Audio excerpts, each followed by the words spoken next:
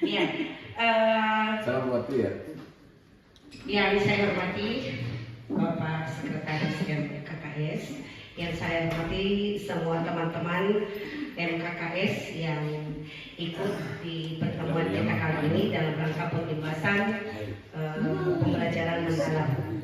Nah, apa yang kami peroleh itu nantinya insya Allah satu persatu itu akan dibebaskan kepada teman-teman. Yakin dan percaya mulai dari pola pikir pola pikir tetap itu semua nantinya akan Bapak dan Ibu temui di sepanjang perjalanan menjadi pemimpin di sekolah.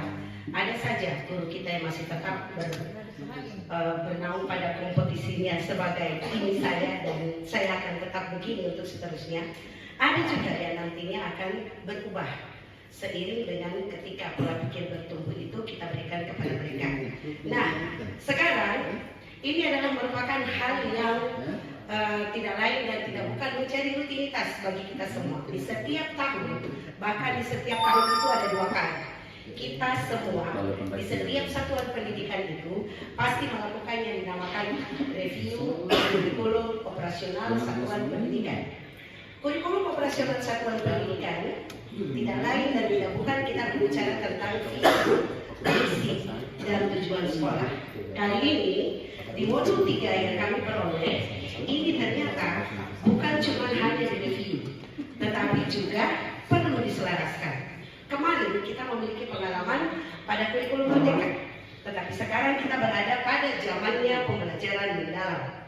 Jadi seharusnya memang ini visi misi yang menjadi pedoman kita dalam mewujudkan sekolah masa depannya seperti apa juga wajib untuk diselaraskan. Diselaraskan dengan apa? Diselaraskan dengan pembelajaran mendalam itu sendiri. Kegiatan yang rutinitas yang di setiap tahunnya dalam 1 tahun 2 kali yang kita lakukan itu menjadi satu perubahan yang mungkin bisa mengubah wajah sekolah kita 1 tahun ke depan, bahkan bisa mengubah sekolah kita untuk 4 tahun ke depan. Nah, inilah materinya untuk penjelasan visi misi dan tujuan satuan pendidikan dengan pembelajaran mendalam. Kita mulai dengan apa? Nah, yang pertama adalah saya mungkin tidak perlu memaparkan apa yang kita sebut dengan visi. Kita mungkin tidak juga perlu untuk memaparkan apa yang kita katakan dengan misi. Setiap kepala sekolah, setiap jenjang pendidikan yang ada, baik itu PAUD, SD, SMP, SMA, visi, misi, dan tujuan sekolah itu wajib ada. Tetapi yang kita mungkin belum bisa memahami, kenapa harus diselaraskan? Kenapa harus ada pembelajaran mendalam? Untuk memahami kerangka pembelajaran mendalam, perlu penyelarasan visi misi. Sebab apa? Di visi dan misi kemarin, kita mungkin melihat kondisi satuan pendidikan secara global hanya dari pandangan kacamata satu orang saja. Mungkin hanya dari pandangan kacamata dari tim pengembang. Mungkin hanya ada dalam kacamata beberapa mapel yang mungkin memerhati tentang kondisi satuan pendidikan kita. Tetapi kita tidak pernah berpikir bahwa visi, misi di dalam kerangka pembelajaran mendalam itu berisi seperti apa yang dikatakan oleh pola pikir bertumbuh. Bahwa 1. Melibatkan dimensi profil lulusan. Kemarin kita kenal dengan P5, profil pelajar Pancasila. Kali ini 8 dimensi, Bapak dan Ibu. 8 dimensi ini yang perlu dan wajib menjadi satu standar kelulusan yang wajib kita berikan pengalaman pembelajaran terhadap peserta didik kita. Harus wajib mereka miliki. Jika itu tidak ada, maka kemungkinan besar pembelajaran mendalam yang kita agung-agungkan itu tidak tercermin seperti apa lulusan kita 3 tahun ke depan. Jadi dimensi profil lulusan itu kompetensi utuh yang mencerminkan tujuan pendidikan nasional untuk kebutuhan abad 21. Dari sini menjelang ke sana itu sudah memang kita rintis. Jadi itu patut kita selaraskan. Berikut yang kedua, ada prinsip pembelajaran di dalamnya. Proses pembelajaran Bapak, Ibu, guru yang ada di sekolah itu harus ada 3 masuk di dalamnya. Kenapa tidak?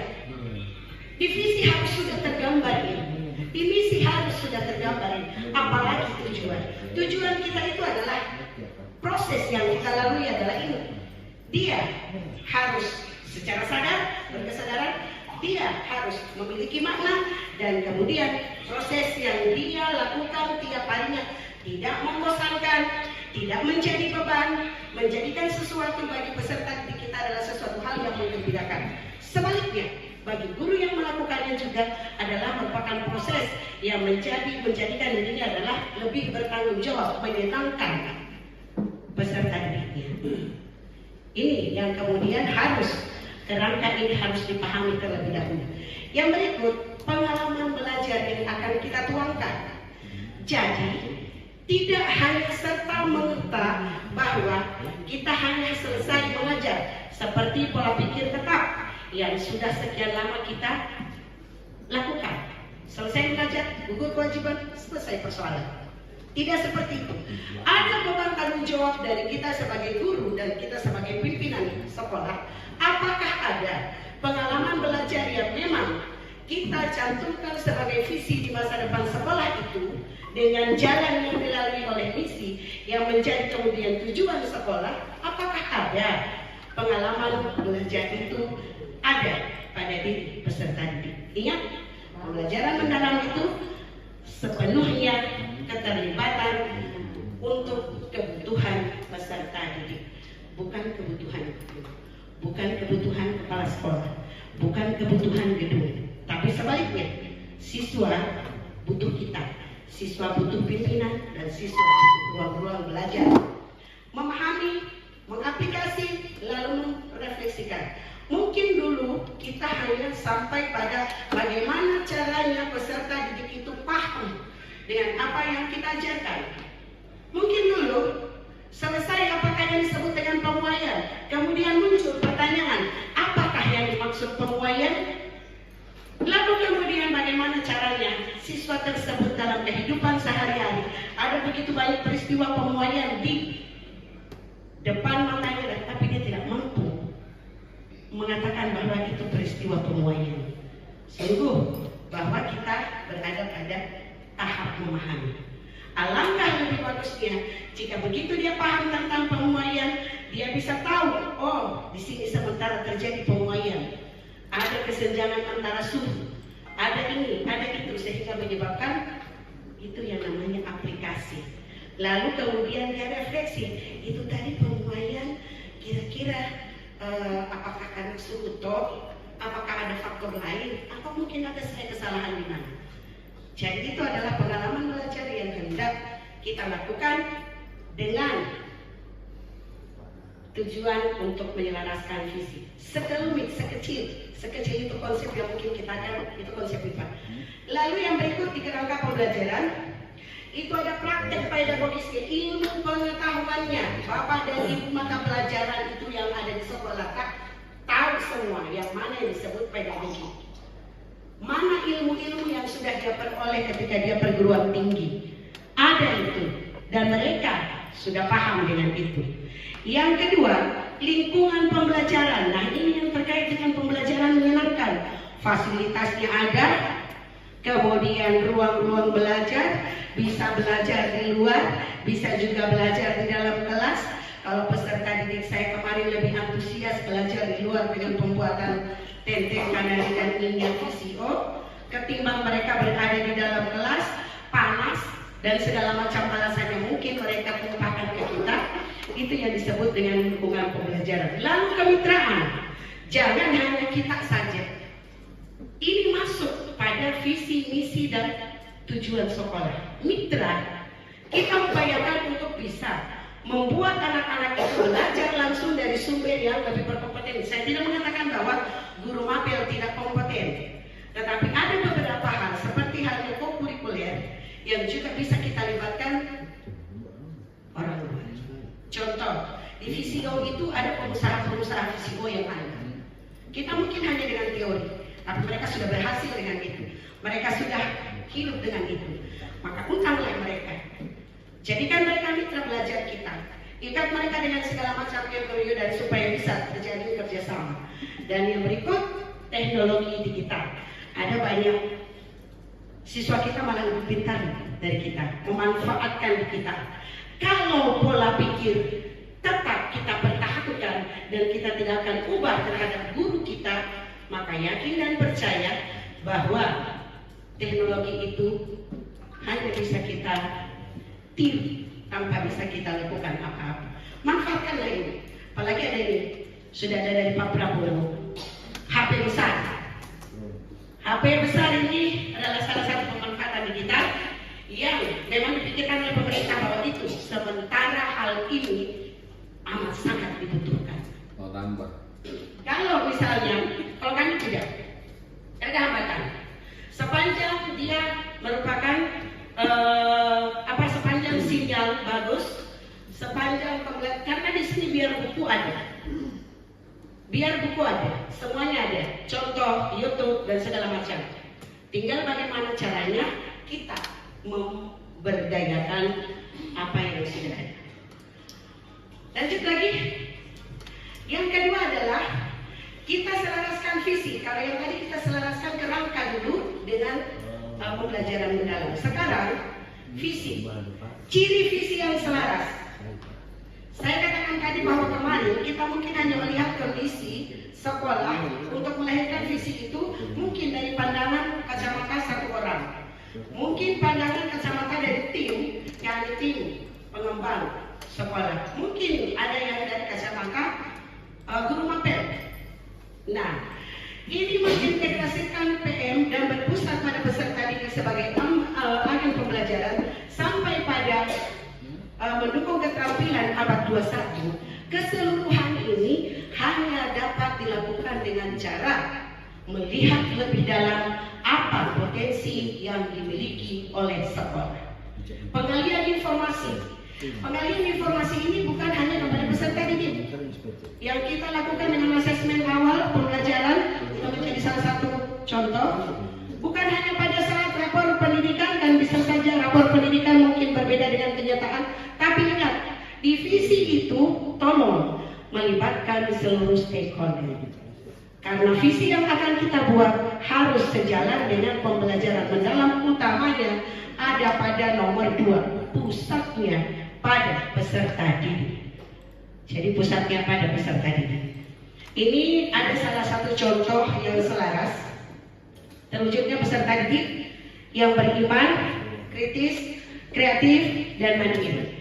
Ada beberapa dimensi profil lulusan yang sudah dia terangkan di dalam. Tapi ingat, di sini adalah yang pertama itu adalah mengintegrasikan prinsip PM. Prinsip PM itu ini, yang tadi di awal saya sudah sampaikan bahwa sebisa mungkin bahwa itu harus masuk ke dalam 8 dimensi.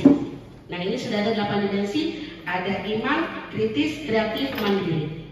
Berikut berpusat pada siswa, peserta didik yang mau diwujudkan. Peserta didik yang mau diwujudkan. Jadi terbiasa ada terwujudnya sekolah.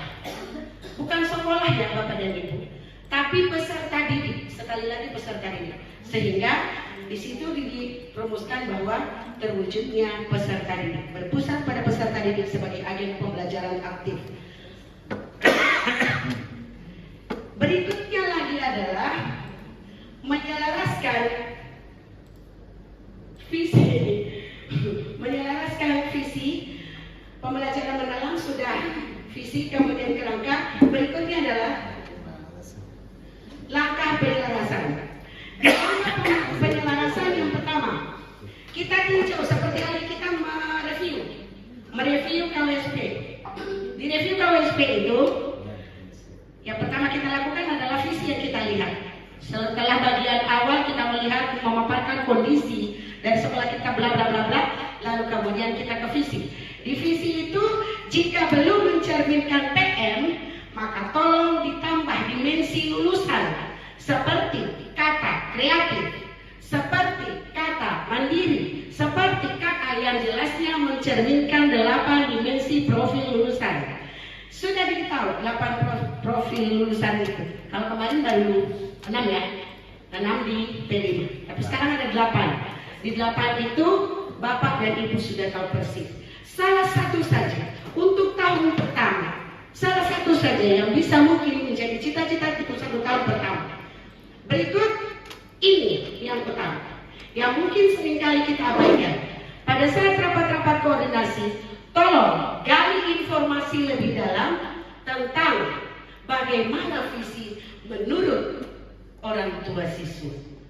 Kalau selama ini hanya kita tahu, tapi tolong libatkan seluruh stakeholder pada saat merumuskan visi. Libatkan warga sekolah untuk memastikan visi kontekstual dengan keberagaman lokal. Jadi yang disebut warga sekolah itu siapa saja?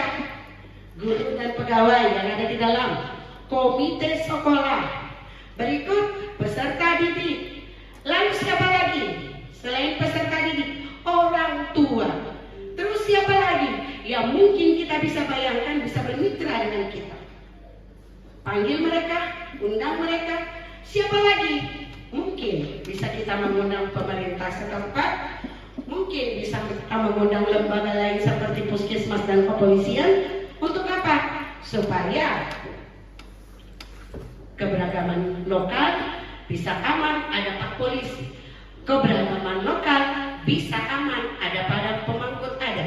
Ada yang istilah kata itu kalau dalam bahasa Selayar rieto lapakatoro. Ada. Karena kalau kita mau ada budaya adat yang kita masukkan ke dalam kurikulum kita. Lanjut. Kalau yang tadi visi, sekarang dengan misi. Misi, ciri-ciri misi yang selaras itu mendorong praktek pedagogis. Bapak dan Ibu paham apa yang disebut dengan praktek pedagogis. Kalau dia stagnan, tidak ada sama sekali apapun yang ada di dalamnya, tidak ada motivasi, tidak ada dorongan, maka tentu belum bisa dikatakan bahwa itu selaras dengan PN. Yang kedua, mengintegrasikannya ke dalam teknologi digital untuk mendukung keterlibatan peserta didik melalui media sosial mungkin bisa. Karena sekarang ini tidak ada anak yang tidak memahami YouTube, tidak ada orang tua juga yang tidak ada Facebooknya. Semua ada, manfaatkan itu. Tetapi manfaatkan ke dalam hal-hal yang positif, menariknya menjadi selaras dengan pembelajaran mendalam yang sementara kita gaungkan bersama. Next. Ini contoh misi yang selaras.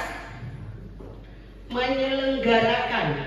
Jadi ada kata operasional ya. Kalau dulu ya, ada dulu kita mengenal bahwa ada KKO, kata-kata operasional. Nah di misi ini ada yang seperti itu. Di misi itu karena itu adalah merupakan jalan untuk mencapai misi. Kalau dia jalan untuk mencapai misi, maka kata kerja wajib ada di dalamnya. Yang pertama adalah menyelenggarakan. Kata kerjanya adalah terselenggara, menyelenggarakan.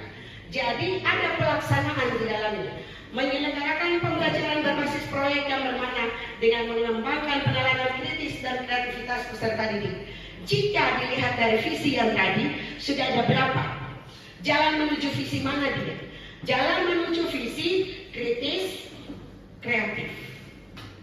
Karena tadi ada kata kritis kreatif kepada visi. Lalu yang kedua, menciptakan lingkungan belajar yang mengembirakan melalui kolaborasi antar warga dan pemanfaatan teknologi digital. Ada pada kalimat visi yang mana nih? Kalimat visi yang terakhir, kalau tidak salah ada yang dikatakan di situ bahwa terwujudnya peserta didik kreatif, mandiri, berbasis teknologi. Lalu memfasilitasi peserta didik untuk merefleksikan pengalaman belajar guna memperkuat kemandirian. Ini juga merupakan jalan untuk menuju perwujudan visi dalam tanda kutip mandiri. Jadi setiap kata yang ada pada visi hendaknya sedapat mungkin bisa ada kata kerja operasional pada misi untuk mencapainya. Karena ingat Bapak dan Ibu, misi adalah merupakan jalan untuk mencapai visi. Next. Sekarang kita lanjut pada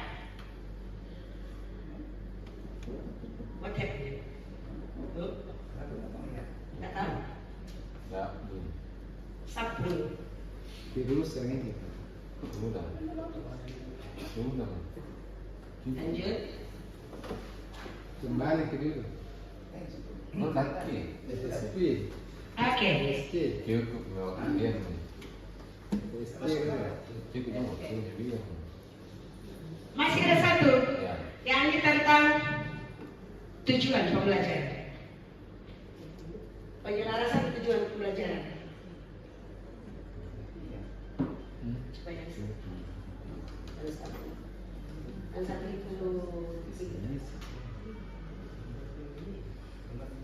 keluar.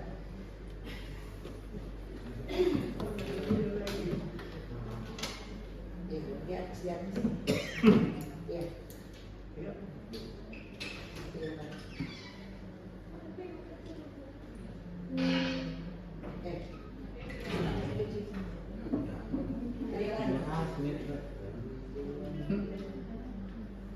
Terima kasih. Terima kasih. Ya. Sebenarnya masih ada 3 ya, masih ada 1. Tetapi kita untuk yang tujuan pembelajaran, Bapak dan Ibu mungkin sudah paham di dalamnya dan tinggal tinggal mengimplementasikannya kepada Bapak Ibu guru kita.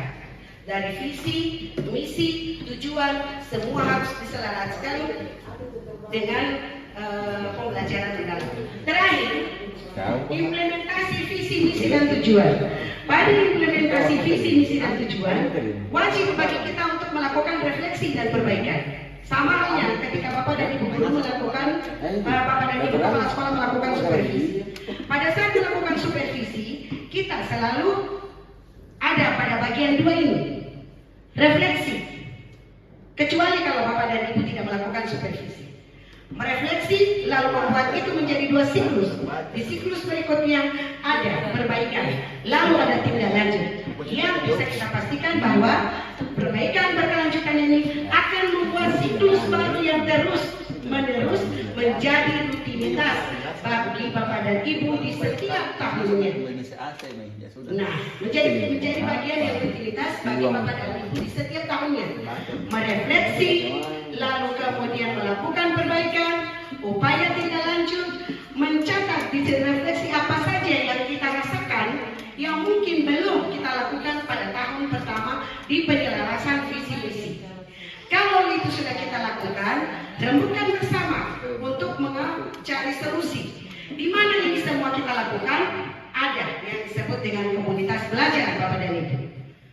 Nah, di komunitas belajar itulah kita wajib untuk mereview bersama. Lalu sesudahnya itu, hasil keputusan Bapak dan Ibu silahkan dipublikasikan. Kemana? Ke orang tua siswa. Supaya orang tua siswa tahu apa yang kita lakukan. Visi apa yang sementara kita cita-citakan untuk sekolah kita selama 1 tahun ke depan. Misi apa jalannya, lalu apa tujuannya. Lalu kalau sudah ketiga-tiganya, refleksi, lakukan perbaikan, dan lakukan itu menjadi sebuah siklus rutinitas. Ingat, kita tidak akan bisa tanpa mereka, dan mereka juga tidak akan bisa kalau tidak ada kita. Jadi itu yang perlu diingat, sama di semua, seperti itu. Orang tua siswa menitipkan anaknya kepada kita, nah kita juga tanpa anak-anak, bahkan diletak pacar sertifikasi kita. Oke, sekian dan terima kasih untuk penyelarasan visi dan misi. Mudah-mudahan bisa bermanfaat bagi Bapak dan Ibu, serta bisa menjadi bekal bagi kita semua. Saya mohon maaf apabila ada salah kata. Assalamualaikum warahmatullahi wabarakatuh. Waalaikumsalam. Kita berikan aplaus.